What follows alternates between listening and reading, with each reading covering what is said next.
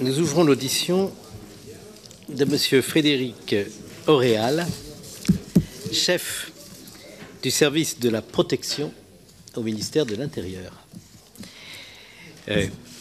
Monsieur le chef de service, je vais rappeler, comme je l'ai fait avec toutes les personnalités auditionnées, qu'un faux témoignage devant notre commission des lois, qui est dotée des prérogatives d'une commission d'enquête, serait passible de 5 ans d'emprisonnement et de 75 000 € d'amende. Je vous invite à prêter serment de dire toute la vérité, rien que la vérité. Levez la main droite et dites « je le jure ». Je le jure. Je vous remercie. Nous allons vous proposer de prendre tout d'abord la parole pour nous décrire les missions et l'organisation de votre service assez brièvement, puisque le temps nous est un peu compté. L'audition du directeur du cabinet du président de la République, comme il se doit, ayant été une audition assez longue. Vous avez la parole. Je vous en remercie, Monsieur le Président, puisque c'était comme ça que je voulais effectivement, auprès de votre Haute Assemblée, pouvoir m'exprimer et vous donner le cadre de nos missions et vous dire ce qu'est le service de la protection dépendant du ministère de l'Intérieur. Monsieur le Président, Madame la co-rapporteure, Mesdames les sénatrices, Messieurs les sénateurs, il me semble utile, avant de répondre à vos questions, de pouvoir vous présenter le service de la protection, ses missions, ainsi que l'ensemble des éléments relatifs à son action. Issu de la fusion du service de protection des hautes personnalités, du service de sécurité du ministère de l'Intérieur et du service central automobile, le service de la protection a été créé le 2 octobre 2013. Le service de la protection assure la protection des hautes personnalités françaises et étrangères et de certaines personnes menacées, contribue à l'organisation des rencontres internationales en France comme à l'étranger, sécurise les 9 implantations centrales du ministère de l'Intérieur et assure la surveillance des gardes à vue dans les sites de la DGSI et de la DCPJ, gère les 2200 véhicules des administrations centrales du ministère de l'Intérieur. Les effectifs du service de la protection, ils sont au nombre de 1383, dont 625 sont dédiés à la protection des personnalités. Les attentats terroristes de 2015, au cours desquels un officier de sécurité du service, M. Franck Brassolaro, a été assassiné dans les locaux du Charlie Hebdo, ont profondément impacté la charge de travail ainsi que le fonctionnement de mon service. Le service dispose d'un budget de 6,6 millions d'euros pour 2018. Les missions du service de la protection. Le service de la protection assure la protection rapprochée du président de la République et du Premier ministre par des groupes dédiés, le groupe de sécurité de la présidence de la République et le groupe de sécurité du Premier ministre, des membres du gouvernement et des chefs d'État ou de gouvernement étrangers en visite sur le territoire français, ainsi que des anciens présidents de la République, anciens Premiers ministres et anciens ministres de l'Intérieur français. Il met également en place des dispositifs de protection ou d'accompagnement au bénéfice des personnes menacées. La mise en œuvre de tels dispositifs répond à une procédure rigoureuse. Ceux-ci sont décidés par le ministre de l'Intérieur en personne, après évaluation de la menace réalisée par nos camarades de l'UCLAT en lien avec l'ensemble des services spécialisés. Le groupe de sécurité de la présidence de la République. Son organisation. Conformément à l'article 2 de l'arrêté du 12 août 2013 relatif aux missions et à l'organisation du service de la protection, le GSPR est une unité du SDLP. Le groupe de sécurité de la présidence de la République est actuellement dirigé par un colonel de gendarmerie, Lionel Lavergne, assisté d'un commissaire divisionnaire, Julien Péroudon. Ces missions. Les missions sont définies à l'article 4 de l'arrêté précité. Le groupe de sécurité de la présidence de la République assure, sur les territoires français et à l'étranger, la protection personnelle et immédiate du président de la République et met en œuvre les mesures nécessaires à sa sécurité, notamment à l'organisation matérielle et à la sécurité de ses déplacements. Les effectifs du GSPR. Ils sont actuellement de 76 policiers et gendarmes, les policiers étant au nombre de 40. Comme je l'ai précisé, comme je vous l'ai dit, ils sont actuellement commandés par un colonel de gendarmerie, assisté d'un commissaire divisionnaire. Le recrutement. Tous les policiers affectés au GSPR, je parle bien des policiers, sont issus du service de la protection. Cela signifie qu'ils ont tous satisfait aux tests de sélection, articles 8 et 10 de l'arrêté de 2013. Tous ces policiers qui présentent les tests sont des policiers expérimentés et ont fait leurs preuves sur le plan opérationnel. Les sélections pour devenir officier de sécurité sont composées de 13 épreuves qui ont pour but de vérifier l'adéquation des aptitudes physiques, psychologiques, professionnelles des candidats au poste d'officier de sécurité. De manière plus précise, les épreuves psychologiques comportent des tests psychotechniques et des entretiens par groupe et individuel. Un entretien professionnel en présence d'un jury et d'un psychologue clôture ces phases de sélection. À l'issue, le fonctionnaire de police ayant réussi l'ensemble de ces épreuves, qui sont extrêmement sélectives, est intégré au service de la protection où il accomplit dès son arrivée un mois de formation initiale. En ce qui concerne les relations du GESPER et des moyens mis à disposition, je vous l'ai évoqué, 40 fonctionnaires de police dont un commissaire divisionnaire, 3 officiers, 36 gradés et gardiens, 33 voitures et 2 roues, un armement collectif et individuel, participation du service de la protection aux événements élyséens. Le service de la protection participe au dispositif de sécurité et de protection mis en place lors des grands événements se déroulant sur les territoires nationaux, article 3 de l'arrêté précité, relatif aux missions et à l'organisation du service. Ce fut le cas, par exemple, pour le sommet climat du 12 décembre 2017 et d'un certain nombre d'événements qui se sont déroulés dans le passé, les plus emblématiques étant la COP21, les célébrations pour le débarquement. Ils mettent en place des dispositifs de coordination à la demande de l'Élysée en cas de déplacement du président de la République. Il fournit à la demande du groupe de sécurité de la présidence de la République un appui technique, à savoir des cortégistes ou des officiers de sécurité employés sur des missions techniques, aéroport, hébergement, lors des déplacements du président de la République à l'étranger. Ils se font sur demande du chef du GSPR et en plein accord avec lui, nous attribuons à des fonctionnaires spécialisés sur les métiers que je viens de parler, nous leur attribuons pour mission à effectuer. Voilà. Je suis à votre disposition pour répondre à vos questions, Monsieur le Président. Je vous remercie. Monsieur Jean-Pierre Sueur. Alors, nous avons deux rapporteurs, Monsieur Jean-Pierre Sueur et Madame Muriel Jourdain. Merci, Monsieur le chef du service de la protection. Je vais vous poser la question suivante. D'abord, et avant de vous poser la question, je vais vous dire la grande considération qui est la nôtre pour l'ensemble des personnels qui sont sous votre autorité. Car nous savons que ce sont des métiers difficiles, dangereux, où il y a des risques et qui demandent une présence 24 heures sur 24. Je vais malheureusement centrer les questions sur les fonctions de M. Benalla, alors qu'on pourrait parler plus largement de vos missions, mais malheureusement, nous sommes tenus par les conditions de l'exercice. D'après les informations dont vous disposez, quelles étaient les missions exactes de M. Benalla avant sa mise en congé, en quelque sorte, pour 15 jours, si je puis dire, je mets les guillemets, sa mise à pied pour 15 jours, et quelles étaient ses fonctions après cette période? Étaient-elles différentes et en quoi étaient-elles différentes?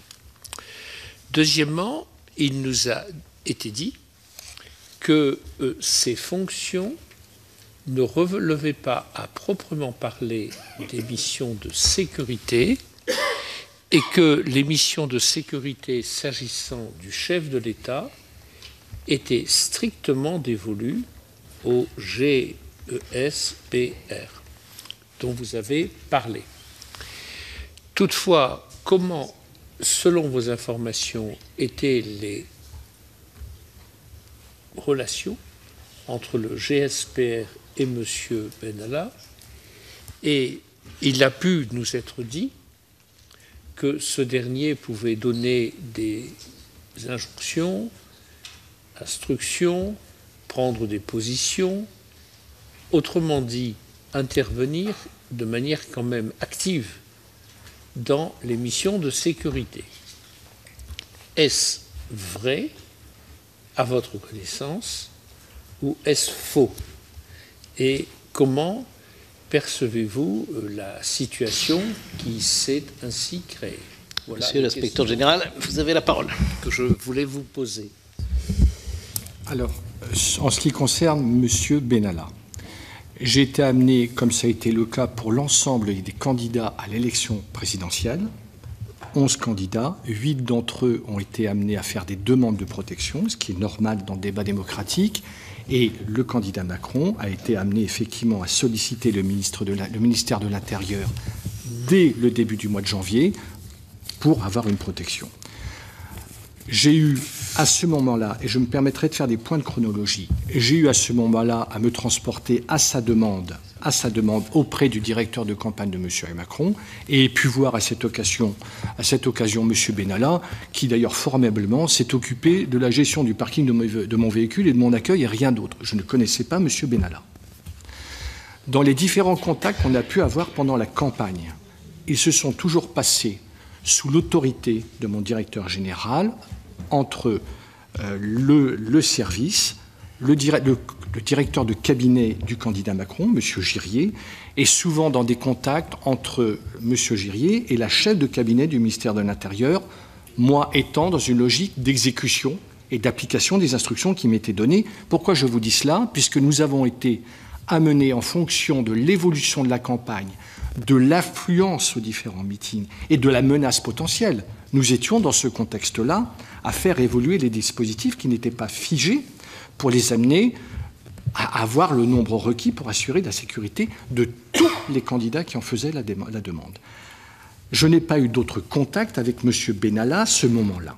Je n'ai pas eu, mon interlocuteur étant le directeur de cabinet du candidat Macron, et plus précisément, pour tout vous dire, restant dans une logique administrative, plutôt à la fois mon directeur général et la chef de cabinet du ministère de l'Intérieur qui avaient le contact avec le directeur de cabinet du campagne de M. Macron. Après le passage, je dirais, la victoire du candidat Macron est arrivée la phase de prise de ses fonctions. J'ai été amené là, sous l'autorité, à connaître l'organisation de l'Élysée et notamment à retrouver le chef de cabinet du candidat Macron, enfin du président Macron, qui était un sous-préfet que j'avais connu à la direction générale, M. François-Xavier Loche, avec lequel nous avons eu toujours les meilleurs rapports. Et lorsque j'ai été amené à voir M. Benalla dans des réunions, ça a été toujours dans des réunions présidées par le chef de cabinet. Et je n'ai jamais eu, et mes effectifs n'ont jamais eu d'instruction directe. Je crois que tout à l'heure, il a été évoqué l'autorité à la fois du chef du GSPR, du commandant militaire. Vous me permettrez aussi d'y avoir ma part, étant donné que ma mission est celle-là. Je n'aurais pas accepté de recevoir la moindre instruction de la part de M. Benalla, sachant que, pour moi, le responsable en titre, c'était la chefferie de cabinet, que mes instructions, je les recevais pour application et exécution du chef de cabinet. Le tout dans un climat, et j'ai évoqué un certain nombre d'événements, se sont toujours passés de la manière la plus harmonieuse possible. Merci, Alors, madame. Plus précisément, monsieur le chef du service de la protection, je vous ai posé une question précise sur à votre connaissance, les missions qui étaient celles de M. Benalla avant sa mise à pied, celles qu'il a exercées après, en quoi étaient-elles différentes selon votre témoignage? Je n'ai pas d'éléments à vous répondre, puisque lors des précédentes réunions, les réunions qui ont précédé cette période, qui étaient des réunions de coordination, de préparation, par exemple, qui étaient pour le 8 mai, qui ont été après celles, par exemple, la dernière en date que j'ai eu à connaître, c'était le retour des Bleus. Bon, le retour des Bleus, nous avons eu à 9h, sous l'autorité du chef de cabinet, une réunion préparatoire, avec une répartition du rôle des uns des autres, le mien étant de prévoir l'accueil du Premier ministre et des ministres à l'Élysée, avec des instructions notamment sur le positionnement des officiers de sécurité du service. Rien d'autre. Rien d'autre. Donc je n'ai pas d'éléments à vous fournir sur ce sujet. Le rapport, je me dois de vous le préciser, le rapport, il y a un lien organique effectivement entre le service et le GSPR, mais le lien fonctionnel, il est au niveau du chef de cabinet. C'est le chef de cabinet qui donne les instructions au GSPR. Ce n'est pas moi. Pourquoi? Comme dans tous les autres groupes dédiés. J'ai évoqué le groupe de sécurité du Premier ministre, le groupe de sécurité du ministre de l'Intérieur, qui est pourtant à côté de mes bureaux. Il est logique que dans les déplacements, et les multiples déplacements de ces autorités, elles aient, avec leur groupe, la possibilité d'avoir l'initiative sans m'en référer. Je tiens aussi à préciser que ce rôle de coordination était aussi renforcé et d'appui, c'est que dès l'arrivée du président Macron, le groupe qui était auparavant constitué sous la présidence du président Hollande de 62 fonctionnaires a augmenté pour être jusqu'à 78 fonctionnaires actuellement. Justement pour faire face à cette demande amplifiée par le fait qu'il y a une multiplication des voyages, des déplacements du président, et de se mettre. Je vous ai parlé aussi d'appui, ce sont souvent des appuis techniques que nous mettons. Ça se passe de manière très simple. Une demande qui est formulée auprès du chef auprès de moi par mail et autres, on répond dans l'instantané, on met à disposition, on donne les instructions. Mais je n'ai pas eu, moi, à noter dans l'emploi du temps de M. Benalla ou ses activités. Je veux dire, je suis, moi, en tant que chef du service de la protection, chargé de la protection de 120 personnes au quotidien, sur un périmètre qui est l'ensemble du périmètre gouvernemental, qui est l'ensemble des personnalités menacées, vous savez lesquelles. J'ai évoqué les attentats de 2015 pour vous dire, par exemple, que la protection d'un certain nombre de journalistes, notamment ceux de Charlie Hebdo, impose quand même une attention de tous les instants. Donc il y a des groupes dédiés. Lorsqu'il y a un événement qui intervient, qui nécessite, on renforce. Lorsqu'un incident, si un incident venait à survenir, j'en serais automatiquement informé. Et je tiens aussi à rappeler que toutes les semaines, au-delà des relations quotidiennes que je peux avoir avec le chef du GSPR, toutes les semaines, à la réunion de direction du service, le lundi matin, le chef ou son adjoint sont conviés à cette réunion. Donc on fait le point. Il n'arrive jamais, en cas de conflit entre, en quelque sorte, l'autorité utilisatrice de votre service et votre représentant, en l'occurrence M. Lavergne, vous soyez sollicité pour parler au nom de la sécurité et modifier les plans du chef de cabinet et du président de la République? Non, je vous ai parlé de relations harmonieuses, c'est une réalité. Elles se font au service de notre président, dans un climat professionnel plutôt serein, où chacun a la capacité de comprendre la contrainte de l'autre et de faire en sorte que l'objectif étant que l'on puisse réussir ces déplacements de la meilleure manière dans un contexte sur lequel je ne reviendrai pas, qui est de menaces terroristes avérées. Je vous remercie. Madame Jourdain. Merci, Monsieur le Président. J'aurais souhaité que vous puissiez nous décrire le rôle que joue M. Benalla dans l'organisation de la sécurité du président de la République et nous indiquer si, à votre connaissance, il avait un homologue à l'époque du précédent président de la République. Madame, je l'ai précisé tout à l'heure, Madame la sénatrice. M. Benalla n'est pas un fonctionnaire de police, n'est pas sous mon autorité. Mon correspondant, c'est le chef du GSPR pour lequel j'ai la plus haute estime. Il n'y a aucune raison que je puisse, à un moment ou à un autre, être dans une liaison professionnelle avérée avec M. Benalla, que j'ai vu dans des réunions, avec lequel, d'ailleurs, je me dois de dire, on a toujours eu des relations correctes et cordiales, respectueuses l'un de l'autre, dans les fonctions l'un de l'autre. Mais je ne peux pas évoquer des relations quotidiennes. Mon correspondant naturel, c'est le chef de cabinet du président de la République. Alors, Madame Jourdain. Oui, excusez-moi, je me suis sans doute mal exprimée. Je ne vous ai pas demandé quelles étaient vos relations avec M. Benalla, mais quel était son rôle à votre connaissance, même s'il n'implique pas qu'il soit en relation quotidienne avec vous. Alors, son rôle était un rôle de chargé de mission où il se présentait comme adjoint chef de cabinet. Donc, à ce titre, il était souvent présent sur les dispositifs. Où était le chef de cabinet ? Où était le chef de cabinet ?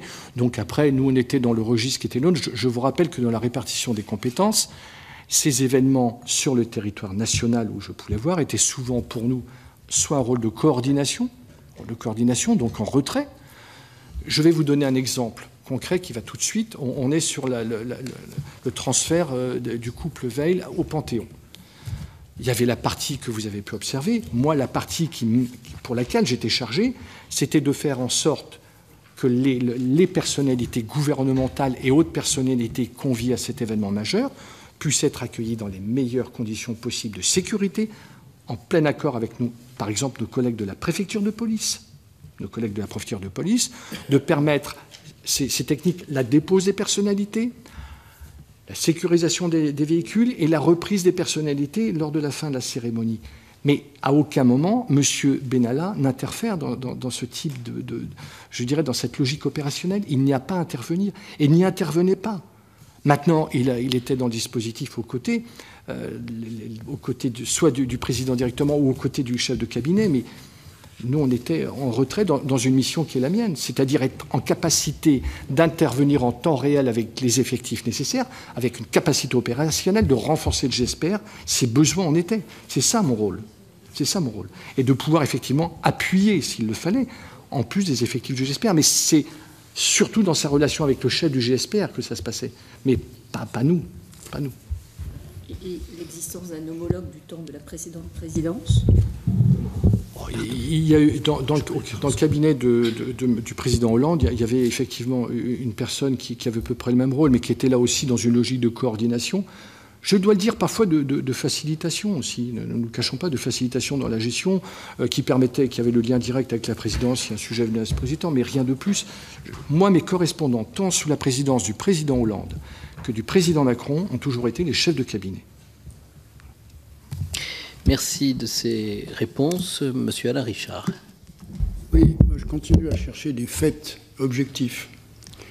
Et donc, pour l'instant, je n'ai pas entendu de description de situation localisée et datée à laquelle on puisse dire « M. Benalla était dans une réunion où il n'avait pas à être ».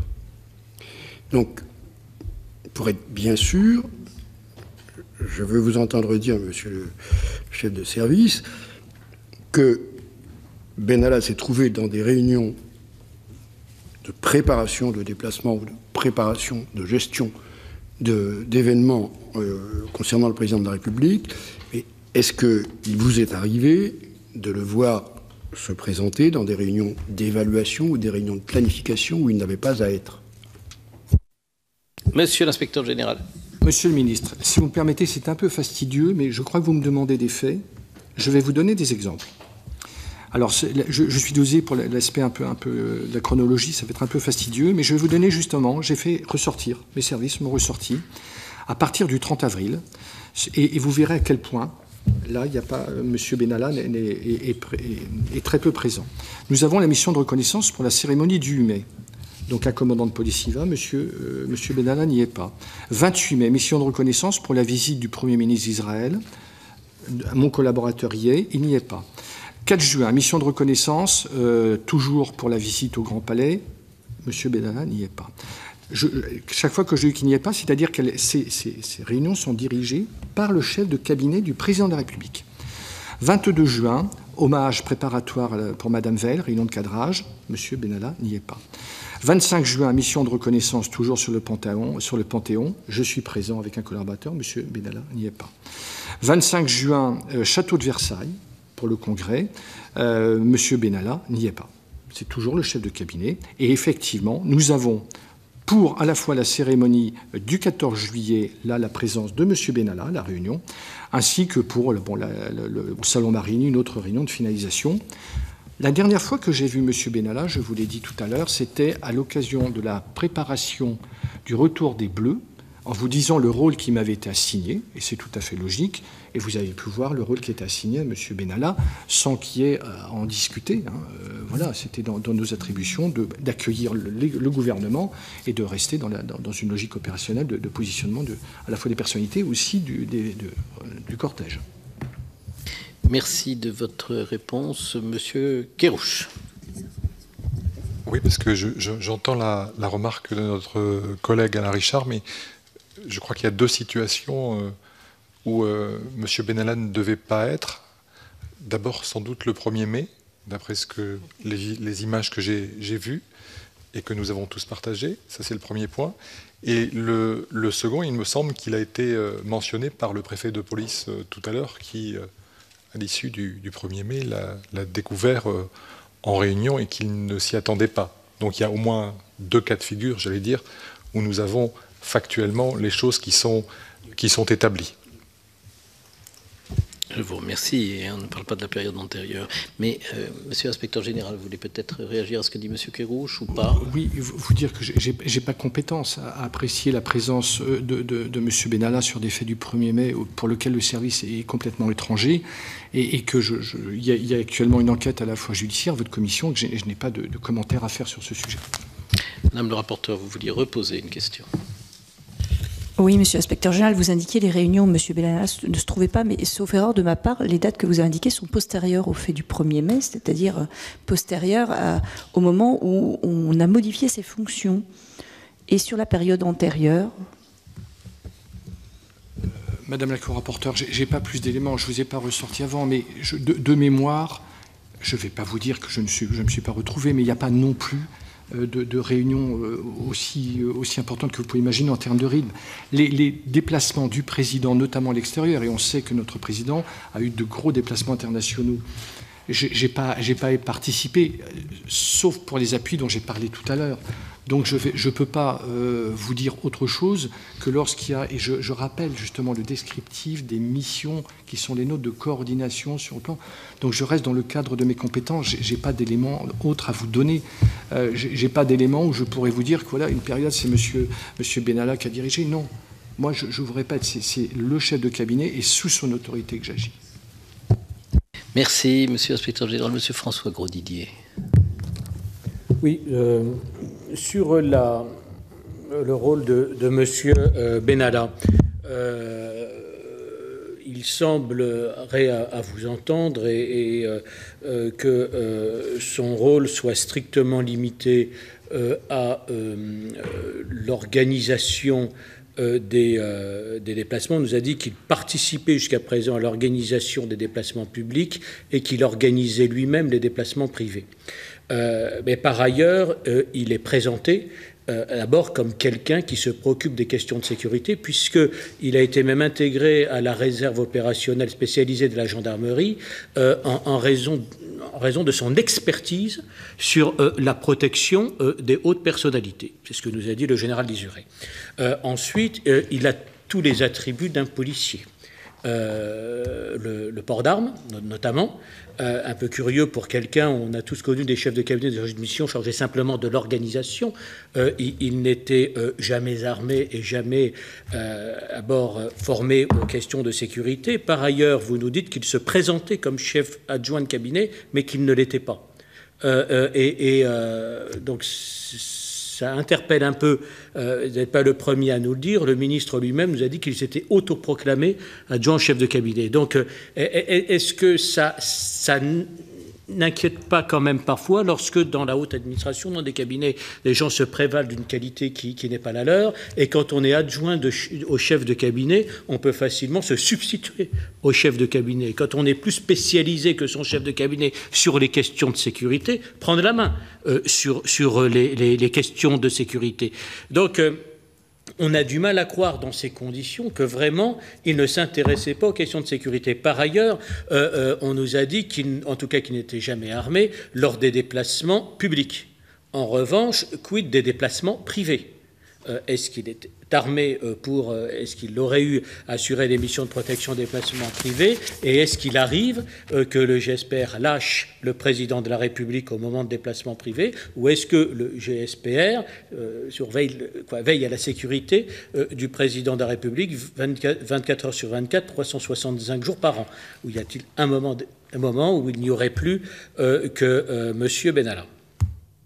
Et enfin, dernière question, sur la réforme, on a annoncé une réforme du GSPR avec la fusion GSPR-commandement militaire. Est-ce que vous avez eu vent de ces idées? Et est-ce que dans cette hypothèse, la sécurité du président échapperait au service de protection et serait totalement autonome? Très bien. Je rappelle que nous a été expliqué tout à l'heure, et on donne un sens aux mots qui n'ont peut-être pas par eux-mêmes, qu'il fallait distinguer un chef adjoint du cabinet d'un adjoint au chef de cabinet.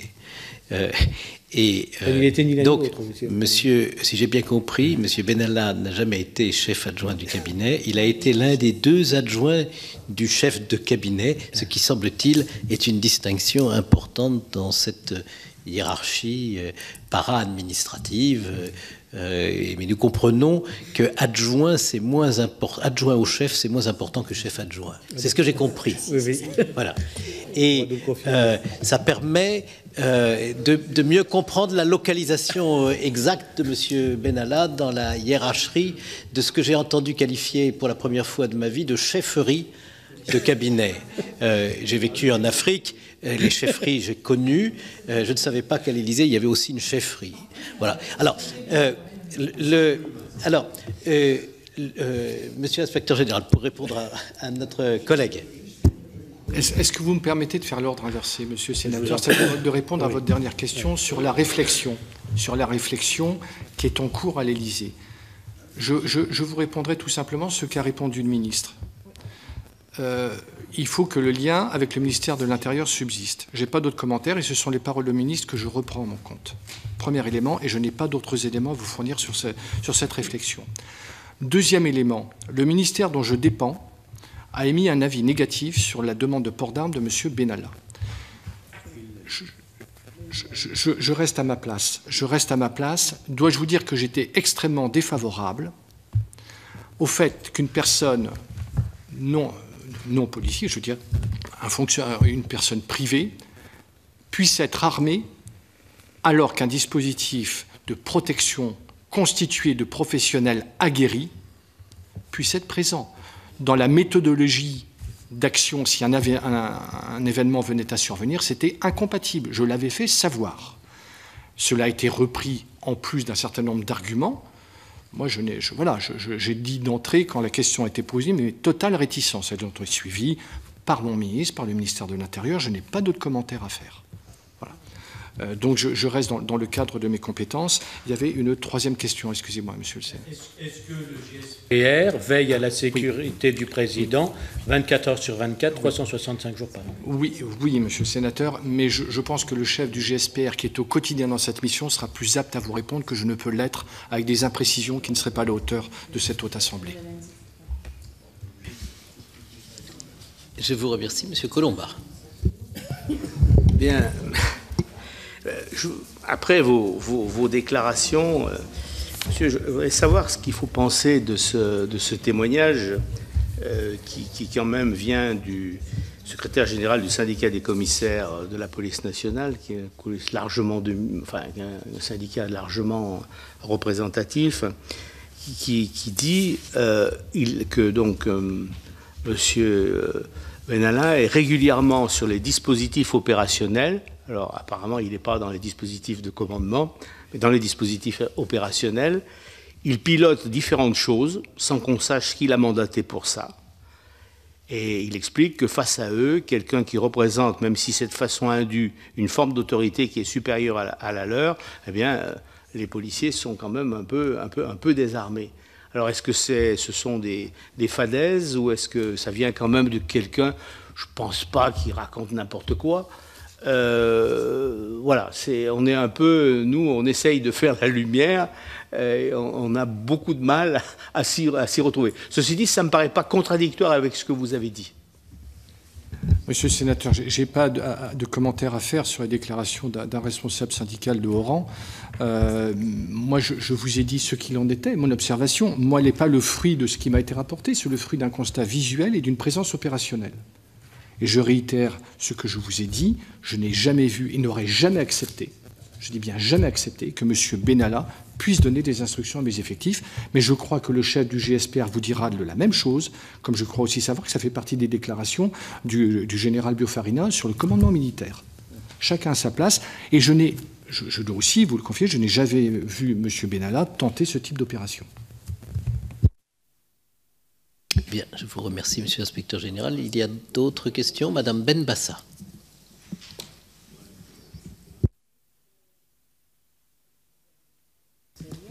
Mais on le voit quand même sur les photos. Madame la Monsieur Benalla sur les photos. Avec le président. Oui. Alors, enfin, donnez-nous une explication. Peut-être qu'il jouait au cow-boy ou... Oui. Je ne sais pas, il jouait à quelque chose. Mais en tout cas, il est sur les photos. Madame Benbassa, me permettez-vous de formuler autrement la question? Nous voudrions comprendre si M. Benalla jouait de fait, ou plutôt exerçait de fait la fonction de garde du corps du président de la République, en particulier pour ses déplacements privés, ce que le groupement de sécurité de la présidence de la République n'aurait pas manqué de savoir. C'est pour ça qu'à la question de M. Wadi, je me suis permis de dire que le chef du GSPR sera plus à même de répondre à cette question. Comment le lien de confiance qui pouvait exister entre le président et M. Benalla, je n'ai pas à me permettre de le juger et à le commenter. Je reste dans mes attributions de haut fonctionnaire de la police nationale chargé de la protection des personnalités. Je n'ai pas d'autres commentaires à faire. Je vous remercie, Monsieur l'inspecteur général. Madame Jourda redemande la parole. Oui, excusez-moi, j'ai peut-être été inattentive, mais il me semble que tout à l'heure, mon collègue Grosdidier a posé une question sur le projet de réforme et de fusion du GSPR avec le commandement militaire. Je n'ai pas compris la réponse. Je suis navrée. Excusez-moi, Madame la rapporteure, je n'ai pas dû être assez correct dans ma réponse. C'était simplement pour vous dire que nous sommes actuellement, si j'ai bien compris, et je relate les propos tenus par le directeur de cabinet du président de la République, nous sommes sur une réflexion, et je reprendrai les propos tenus sur ce sujet par mon ministre, qui dit tout simplement que le lien avec le ministère de l'Intérieur doit être maintenu. Je n'ai pas d'autres commentaires à faire. Merci, Monsieur l'inspecteur général. Il n'y a pas d'autres questions, chers collègues? Eh bien, cette audition, Monsieur l'inspecteur général, est terminée. Il nous reste à vous remercier de votre coopération et de la précision de vos réponses. Merci beaucoup.